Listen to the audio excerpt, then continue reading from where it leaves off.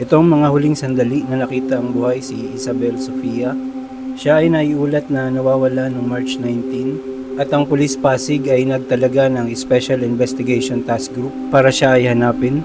Pagkatapos ng 5 araw na pagre-review ng mga security footage at pagkuha ng mga statements galing sa kanyang tatay at sa mga kaibigan, nakita ng otoridad na si Isabel ay nandun lang din 1 kilometro malapit sa kanilang bahay na wala ng buhay.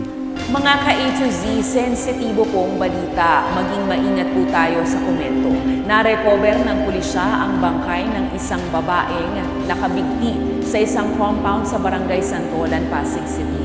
Isa sa ilalim ng pulisya sa autopsy at DNA analysis ang katawan para matukoy kung ito ay ang 15 anyos na babaeng naiulat na nawawala noong March 18. Nagulantang ang mga driver sa tricycle terminal sa Barangay Santolan, Pasig City matapos umalingasaw nitong Lunes, March 23 ang kakaibang amoy. Parang yun, kasi pagkano ng hangin eh. Habang nakapila kami dito sir, talagang namoy lang. Ayon sa Pasig PNP, natagpuan pala sa kalapit na pribadong compound ang bangkay ng isang babaeng nakabigti sa puno. Agad na nirecover ng PNP scene of the crime operatives ang bangkay. You cannot say na minor because it is already on the active state of decomposition. Nung natagpuan po siya sa isang compound, unfortunately may nakabigti. At ang mga pulis nga ay nai-rule out na ang posibilidad ng foul play sa kamatayan ng grade 9 student na si Isabel Sofia Tablate. Nakita ang kanyang katawan sa bakanting lote sa Pasig City pagkaraan niyang mawala ng 5 araw. Ayon kay Captain Rodolfo Rabago, ang team leader ng crime scene operatives na nag-assess dun sa crime scene, walang senyales na siya ay pinatay o nagkaroon ng marahas na pangyayari. Huling nakita daw si Isabel na umalis sa isang mall sa Marikina City nung gabi ng March 18 bago siya makita sa CCTV sa pilahan ng tricycle at lumiko dun sa madilim na lugar na bakanting lote. Ayon sa mga operatiba, nakuha sa kanya ang mga personal niyang gamit, kabilang ang cellphone at 3 sulat na naka-address sa kanyang mga kaibigan. Ang mga investigador ay nagsisiyasat pa kung sakaling may makita pa silang karagdagang ebidensya sa kanyang messages na makakatulong para sa impormasyon ng tungkol kay Isabel Sofia. May problema po sa bahay.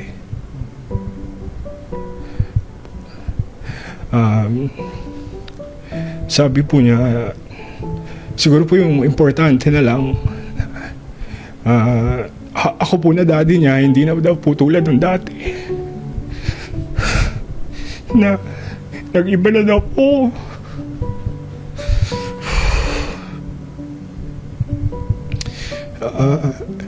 Aminin ko naman po, mali ko talaga yun. Sa time po ba? Opo,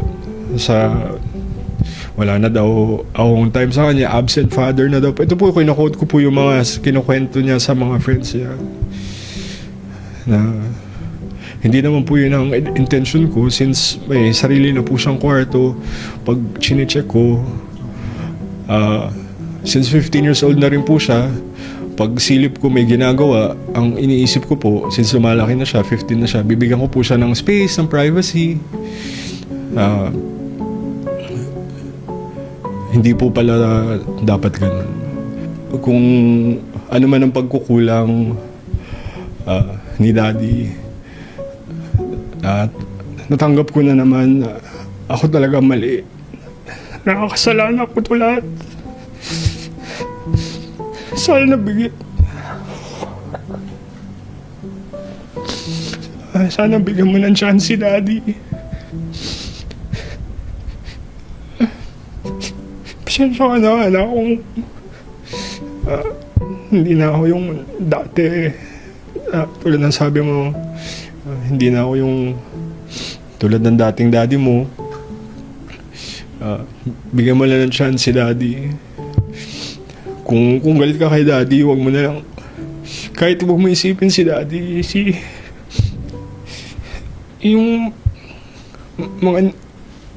mga ninong mo, si Ninong Vincent, Ninong Victor, lalo si Tita Emel mo. Sobra sila nag-aalala, mga relatives natin. Kahit wag na ako anak, Kasi ako naman ang nagkasala sa'yo. Ako nagkulang sa'yo. Umuwi ka lang, love. Umuwi ka lang.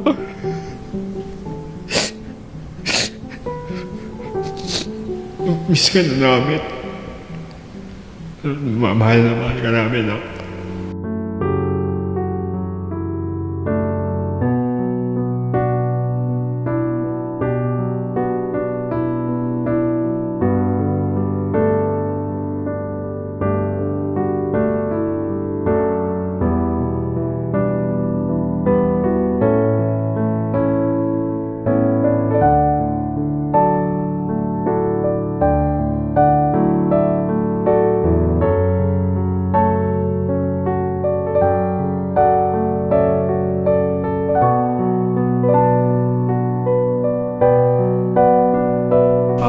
Sophie. Pia. Sophie ito, oh. Oh, lagay mo ito. Lagay. Dito. Lagay mo, no? Oh, ganun. Yeah!